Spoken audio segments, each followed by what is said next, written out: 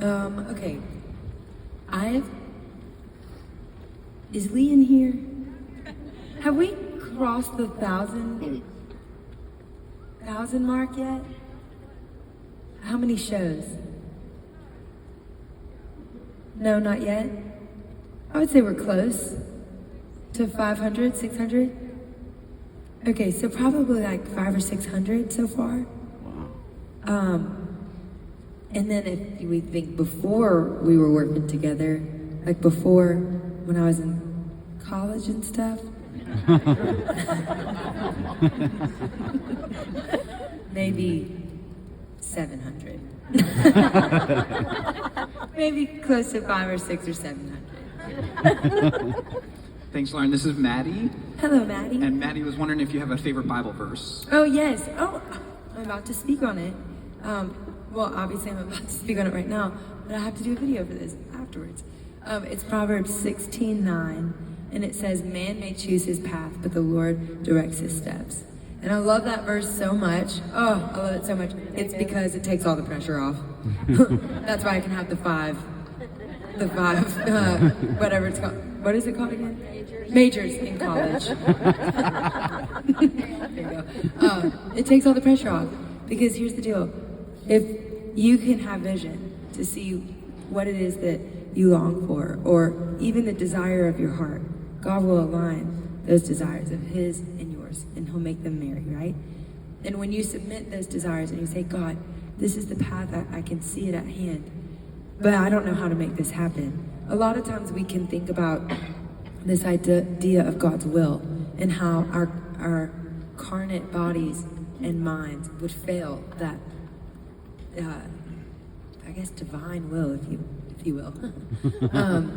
And it's amazing that when you stop and you say, God, can you just help me align the course? All of the stepping stones fall right in place. And sometimes it looks like closed doors, sometimes it's open doors, and you walk through some of them, and other times it's like, hey, you're supposed to be still right now. But every time you have to take a leap of faith, there's always a stepping stone that just falls right underneath. And you look back at the end of life and you realize, oh my gosh, this entire path that I saw has been made, but I didn't put those stepping stones there. He did. And it's pretty amazing to me. It takes all the pressure off. That's how I look at my life right now. Like, how did I get up here?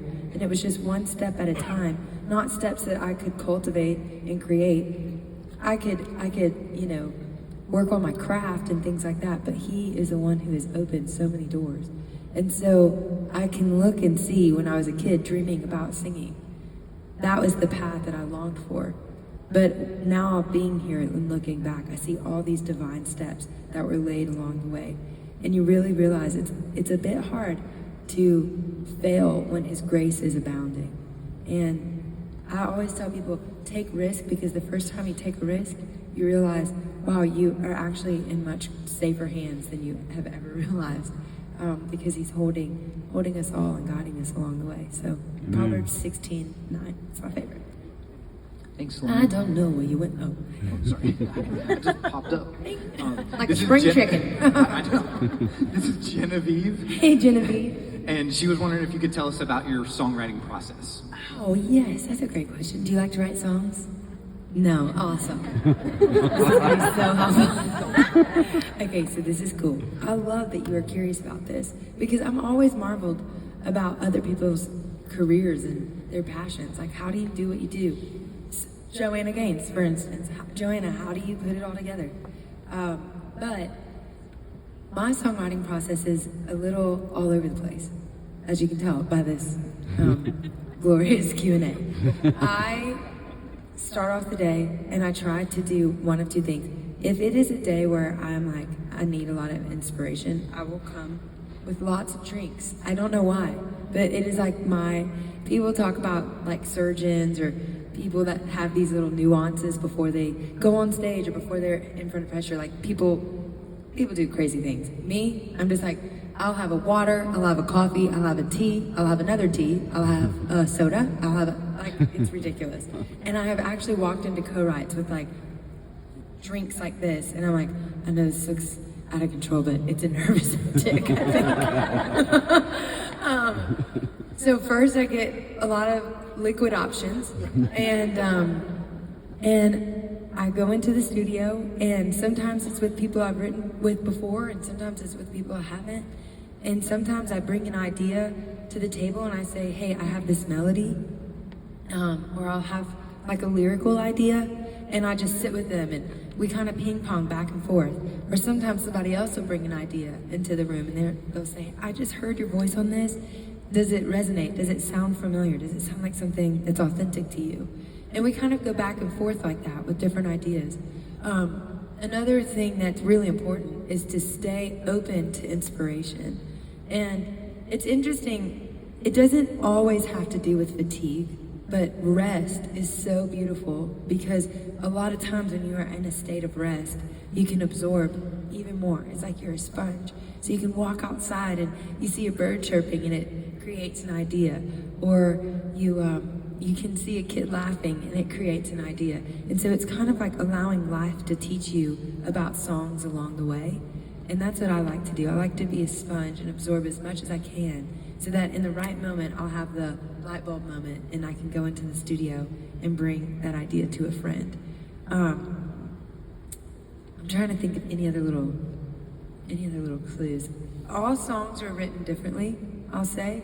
Sometimes I'm just walking around and I make different vowel shapes and stuff, but it's because I love a melody that pops into my head, and a lot of times those vowel shapes will lead to lyrical ideas.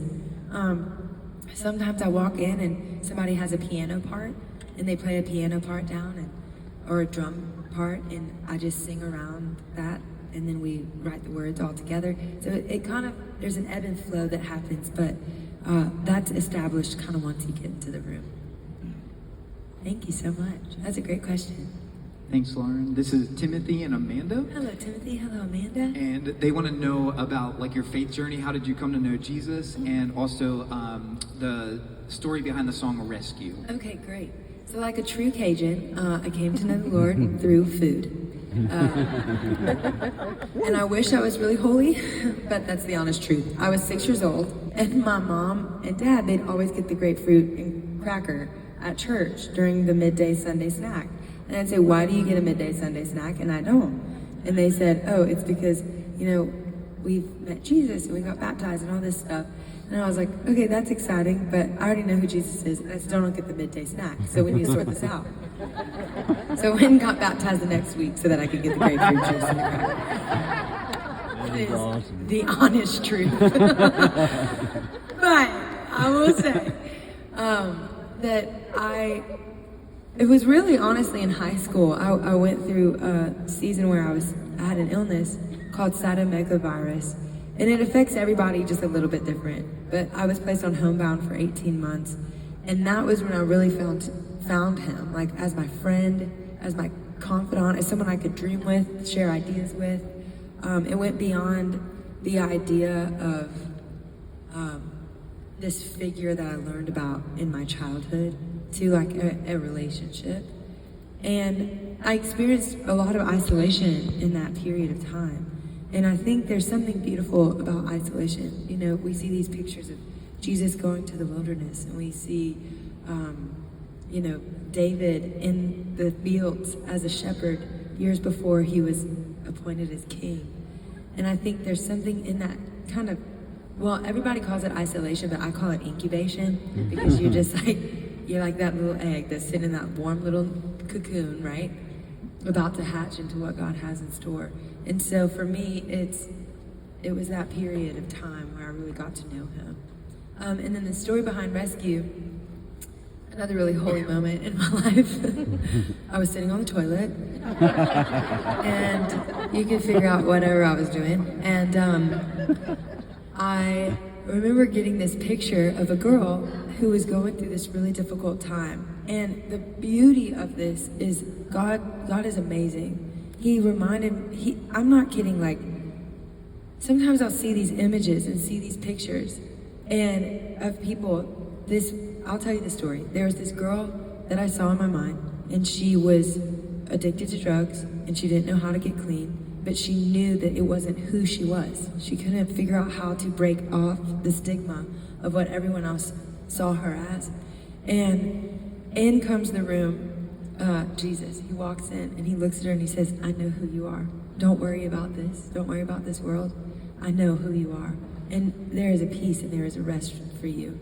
And she wrapped her arms around, she's like, finally, someone who knows me as I am versus as what I've done. And in this picture, I get that chorus, but it was different. It said, love will send out an army to find you in the middle of the darkest night. It's true, love will rescue you. And when I went into the studio to bring that, I was like, I don't know if this is any good or not, i.e. the toilet, but it might be. And it became actually my favorite song and probably the most personal song I've ever written. And my producer looked at me and he said, you need to say I instead of love. Because in a moment when someone is desperately needing to be rescued, they don't want to hear that some inanimate figure, love, is going to come after them. They want to know that someone is coming after them. Yeah. And so we changed it to I will send out an army, to make it feel more like, okay, if God was saying this to me, that is like, nothing can stop him coming after me. Nothing can get in the way of him making a way in my life in the worst of times. And so that was kind of the backstory of how that song was written. I'll tell you, he takes ashes into something beautiful. Amen. Literally every time. I'm marveled at the things that he has done. And that goes for you too. Thank you. Thank you, Lauren. We're way in the back. And this is Francis and Cindy. Hey, Francis. Hey, Cindy. And they would like to know the story behind the song You Say. Okay, You Say. So I was in, I had just finished the Devil Awards.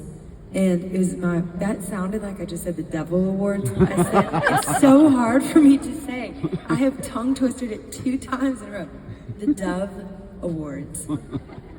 Say that 10 times, it's kind of tricky. And it was my very first one. And I remember going and thinking, what is this? This is such a weird, it's just weird. I was so young and I had just moved from Louisiana. I'd only lived in town, maybe in Nashville, maybe like a year or 2 at this, I think 2 years at this point. And it was unfamiliar territory. And I remember thinking, this is the fork in the road. This is the moment where I can either run back home and nobody will ever remember that I was here and I can kind of get out of jail free pass, right? Or I can continue forward with music and not have any idea of what to expect. But I knew it was going to be something bigger than what I had ever known before. And that really scared me. And so I went into the studio and I kind of talked about this idea of change. I didn't want to change. I had a lot of fear of the unknown. I am an anti-change person. I'm like, please. I remember we moved from my childhood home and I cried for 3 days straight as a grown woman, okay? 3 days straight. I was like, I can't handle it. My mom was like, you're gonna have to get it together, girl. It's time to move on.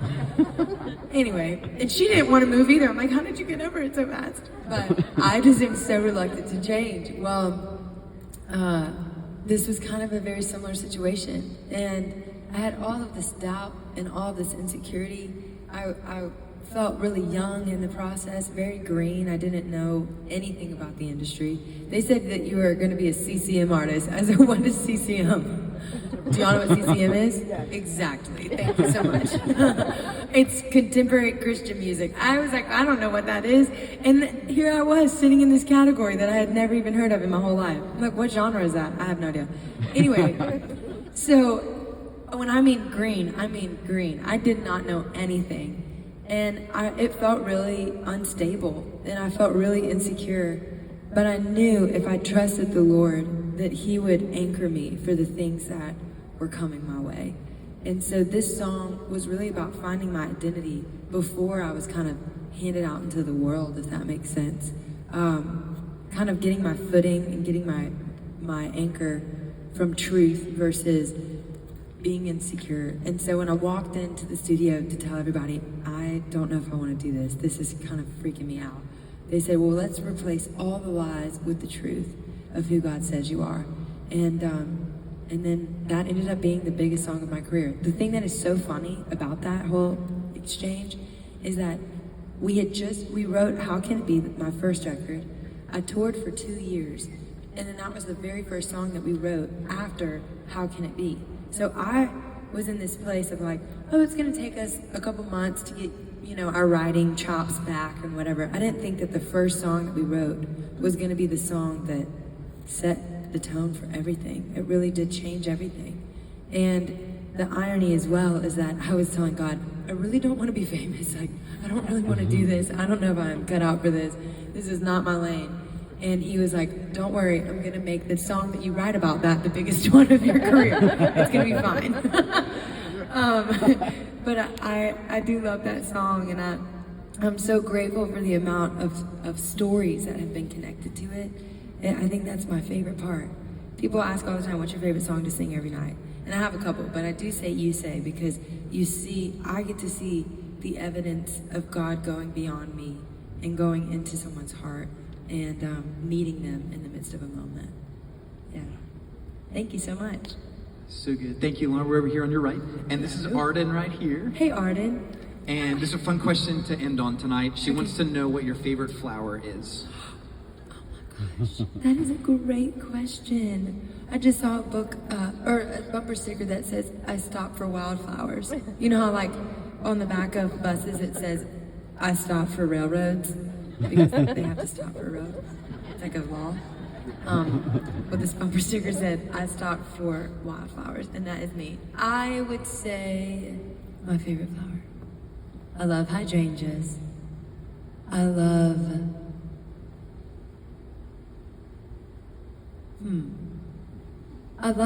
the stargazer lily. It's one of my favorites. It's so beautiful. It's so fragrant. Makes me sneeze and my eyes swell. But man, it smells so good. That stinker. Man, I love iris. An iris is so beautiful to me too. Snapdragon. I love a lot of flowers. This is not a flower, but it's a plant. It's a coleus. I love coleus. I love sweet potato vine. I love hibiscus. I love elephant ears. I love tractor seed plants. I just finished landscaping my yard.